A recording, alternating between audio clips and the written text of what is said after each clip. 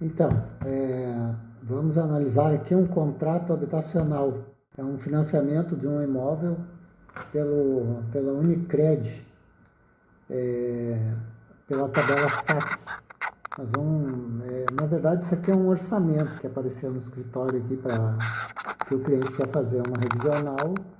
Só que eu analiso e daí eu já vou sugerir se vale a pena fazer uma revisional ou não. Tá? Aqui é um contrato. Vamos ver se eu viro aqui a tela. Ó, um financiamento, ó, 470 mil. Vamos subir aqui.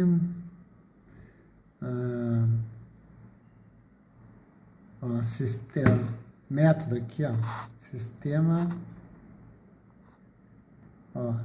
de amortização constante, tá?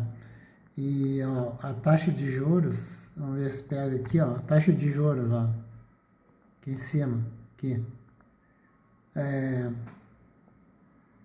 0,5%, ó, 0,5% ao mês, mais acrescido de 100% da CDI. Então, eu vou analisar isso aqui, os detalhezinhos desse contrato que vai passar para vocês aí, tá? O financiamento imobiliário, num contexto inflacionário, é uma dor de cabeça para os dois lados, para a instituição financeira e para o mutuário, né?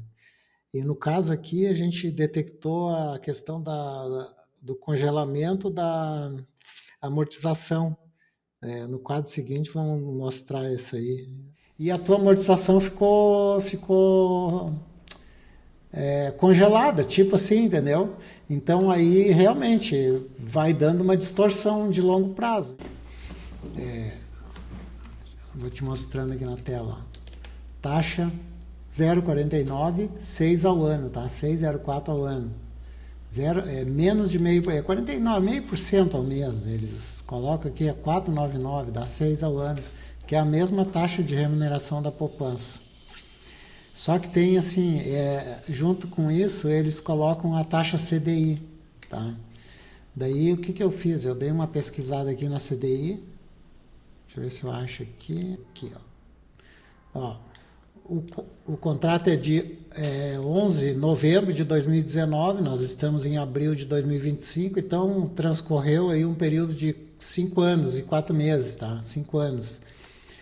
O que eu fiz aqui? Um acumulado do CDI, do IPCA e da TR nesse período aqui para ver qual, se for fazer uma revisional, qual a taxa mais, para pleitear na ação, a mais vantajosa, no caso, né? A TR, infinitamente, porque a TR, se a gente observar aqui, o período aqui, ó, ela deu praticamente zero, só em alguns meses lá em 2022 que deu um sinal de algum percentual de correção.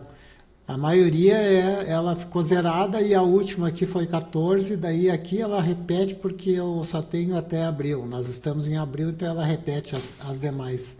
A sugestão era substituir a correção monetária ou pedir primeiro o ATR, né? E daí, de repente, numa segunda opção que seja o IPCA, tá? Que é o mais viável, assim, né? Em tese aqui. A questão é a seguinte, ó, nesse sistema de amortização, como eu falei lá, é o sistema SAC, tá? Que já está que é desse contrato aqui, ó, sistema de amortização constante, ó. Tudo reajusta no contrato, menos a amortização. O que vai acontecendo ao longo prazo? Imagina esse contrato vai reajustando saldo devedor e prestação, como a gente viu aqui, que a prestação começou lá com 4 mil e pouco, hoje já está em 8, 9, já foi a última prestação, foi em 11 mil. Né? Teve algumas renegociações, mas já basicamente está em 11. E o que está amortizando desse contrato aqui? Praticamente os mesmos valores que tem nessa tabela aqui lá no início. Ó. 1.958, esses valores aqui. Ó. Entendeu? Hoje nós estamos na prestação abril aqui. Aqui está 2032, 20, ó, 25, ó, abril, ó, entendeu? Imagina só, esse valor aqui, que era lá da primeira prestação, 5 anos depois, está amortizando R$ 1.958 em cima de um saldo devedor que iniciou em 470, foi reajustando, aí não acompanha, não tem nem como explicar muito. É uma forma muito sacana de fazer cálculo.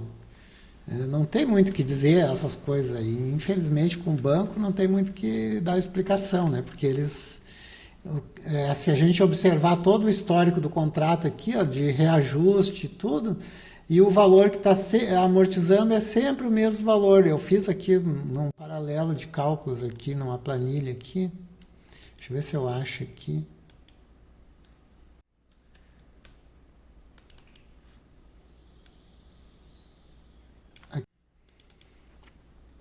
Em todos os meses, ó, eu fui pegando ó, da prestação 1, 2, eu fiz até a 10 aqui, ó, amortizou sempre o mesmo valor.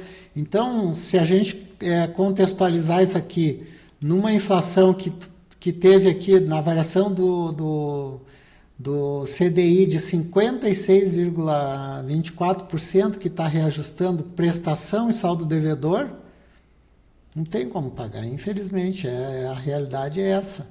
Então, por que eles pagam na poupança 4,93 e cobram uma inflação de 56 no CDI, se é que isso aqui é a taxa de juros, mas eles botam como inflação. E o IPCA, que realmente é a inflação medida lá pelos índices de pesquisa. Entendeu? Então, o contrato fica contra o mutuário sempre em favor dos bancos, né? Essa é a realidade. Então, para finalizar o vídeo, tá?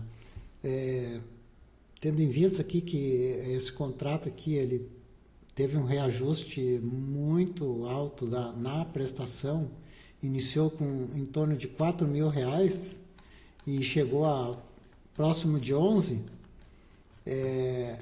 e aí assim a anomalia que se encontrou aqui é que a amortização nesse sistema aqui ficou congelada e todo o contrato se reajusta, saldo devedor e prestação. E os juros, como é sobre saldo devedor e a própria incidência da correção monetária, aqui no caso pelo CDI, também é sobre o valor atualizado e foi prejudicando, foi havendo um descompasso. E o contrato vai se tornar impagável. Vai chegar no final dos 240 meses, o mutuário vai estar devendo ainda. Está bem clara essa situação aqui. Então, o que tem que fazer aqui? Eu montei essa planilha aqui, ela é um pouco diferente das outras que eu já tenho, né? Eu tenho umas planilhas lá que eu montava praticamente a tabela price e a tabela saque padrão.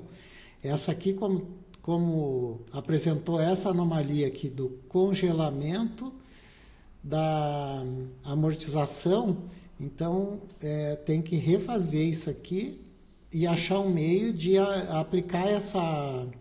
aplicar toda a correção monetária no conjunto todo, não só no saldo devedor e na prestação, na amortização, para haver uma proporcionalidade.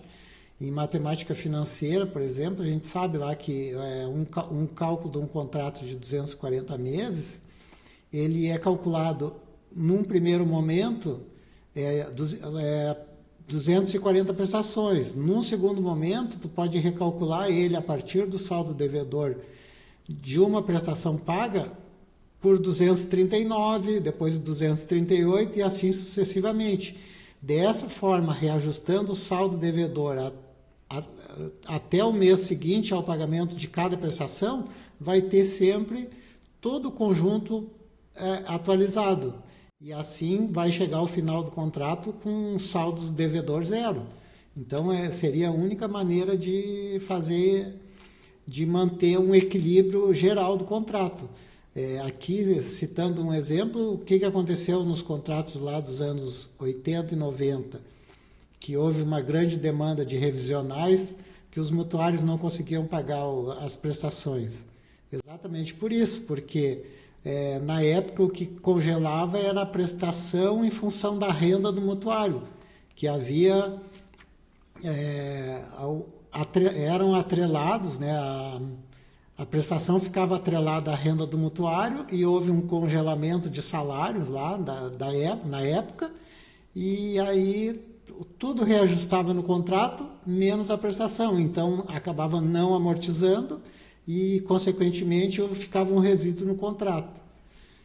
E esse aqui não vai ser diferente disso. Como não reajusta a amortização, ou seja, não amortiza, é a mesma consequência, um desequilíbrio financeiro no contrato, que tem que ser corrigido, creio que só judicialmente, porque administrativamente os bancos não vão admitir isso aí. Tá? Então aqui nós vamos montar essa planilha aqui. Eu já tenho ela montada ali, que é só fazer alguns ajustes e ela funciona para qualquer tipo de contrato. Saque, price, e tem aqueles outros métodos que não se usa mais, mas ela funciona. Certo? Então vamos refazer aqui. No próximo vídeo eu acho que eu vou estar com ela disponível já. Isso aí.